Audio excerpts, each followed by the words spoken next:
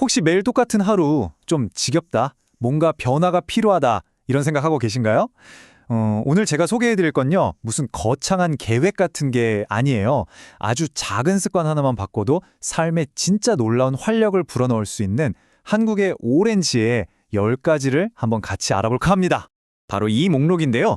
언뜻 보면 그냥 평범한 건강 수칙 같잖아요.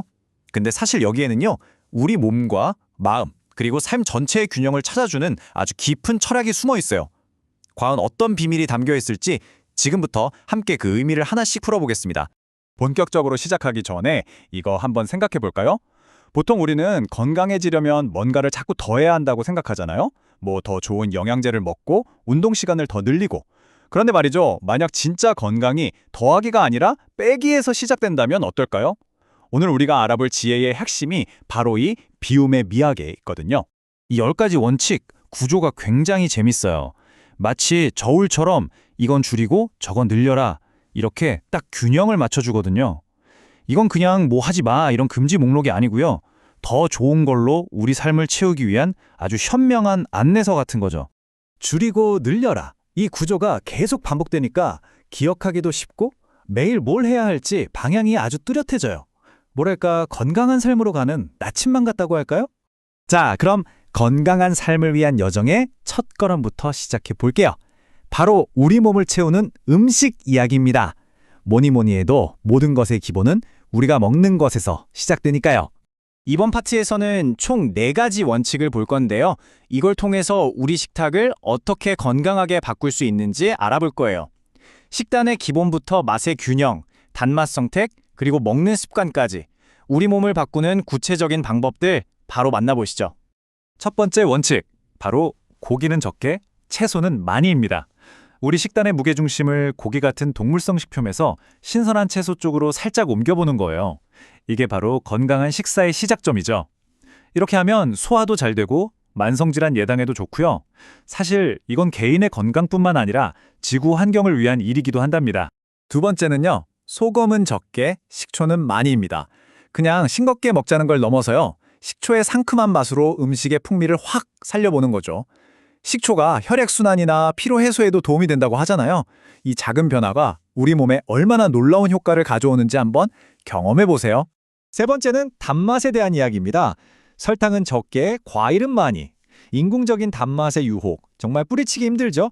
하지만 그 대신에 식이섬유랑 비타민이 듬뿍 들어있는 과일의 건강한 단맛을 즐겨보라는 의미예요. 자, 몸을 가꾸는 마지막 원칙입니다. 식사는 적게, 씹는 것은 많이. 이게 그냥 무작정 적게 먹으라는 게 아니고요. 천천히, 오랫동안 씹으면서 음식 본연의 맛을 느껴보라는 거예요. 그리고 우리 몸이 보내는 이제 배부르다 하는 신호에 귀를 기울이는 게 얼마나 중요한지 알려주는 거죠.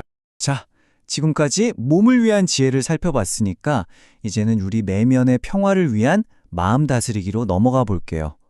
아시겠지만 진짜 건강은 몸과 마음이 조화를 이룰 때 찾아오는 거니까요. 마음을 위한 첫 번째 조언은 번미는 적게, 잠은 많이입니다. 잠 못 이루는 밤, 머릿속을 떠나지 않는 온갖 걱정들, 다들 경험이 있으시죠? 이 원칙은요, 그런 복잡한 생각들은 잠시 내려놓고 푹 자는 걸 통해서 마음의 에너지를 다시 채우는 게 최고의 회복이라는 걸 알려줍니다. 다음은 감정에 대한 원칙이에요. 분노는 적게, 웃음은 많이. 뭐 누구나 아는 이야기 같지만 실천하기는 참 쉽지 않죠. 하지만 이 간단한 선택이 우리 정신 건강에 얼마나 큰 영향을 미치는지 바로 다음 장에서 확인해 볼게요. 맞아요. 웃음은 스트레스, 고통, 갈등에 대한 가장 강력한 해독제라고 할 수 있어요. 실제로 과학적으로도 웃으면 스트레스 호르몬인 코르티솔 수치가 낮아지고 기분 좋게 만드는 엔도르핀이 나온다고 하잖아요. 부정적인 감정을 씻어내는 가장 쉽고 효과적인 방법인 셈이죠. 몸과 마음을 다 챙겼으니 이제 우리의 하루하루를 채우는 일상의 습관과 행동으로 시선을 한번 돌려볼까요? 결국 우리의 삶이라는 건 이런 작은 습관들이 모여서 만들어지는 거니까요. 이건 좀 독특하게 들릴 수도 있겠네요. 옷은 얇게, 목욕은 자주. 이게 단순히 덥고 춥고의 문제가 아니고요. 불필요한 거칠에는 좀 덜어내고 우리 몸과 마음을 항상 깨끗하고 상쾌하게 유지하는 게 중요하다는 걸 강조하는 거예요. 어떻게 보면 미니멀리즘하고도 좀 통하는 지혜죠? 8번째 원칙은 요즘 우리에게 정말 큰 울림을 주는 말 같아요. 말은 적게, 행동은 많이. 막 화려하게 말만 하는 것보다 세상을 더 좋은 곳으로 만드는 아주 작은 행동 하나가 훨씬 더 가치 있다는 거 잊지 말라는 가르침입니다. 9번째는 소유와 나눔에 대한 이야기입니다. 욕심은 적게, 베푸는 일은 많이.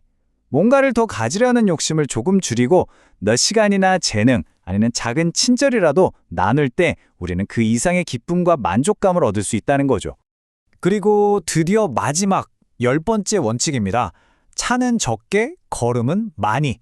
엘리베이터 대신 계단을 쓰고 가까운 거리는 한번 걸어가 보고 이런 작은 실천이 우리 몸에 얼마나 큰 활력을 주는지 알려주는 거예요.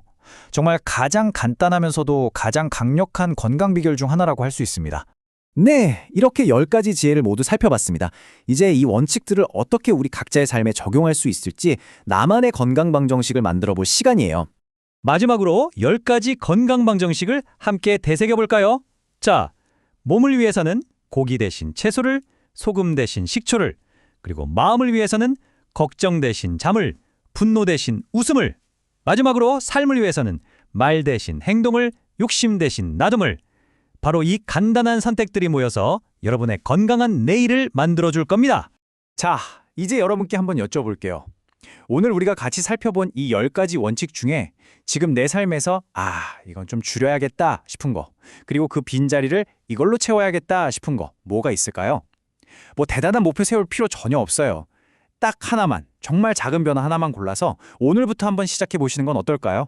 바로 그 작은 한 걸음이 여러분을 훨씬 더 건강하고 행복한 삶으로 이끌어 줄 거예요.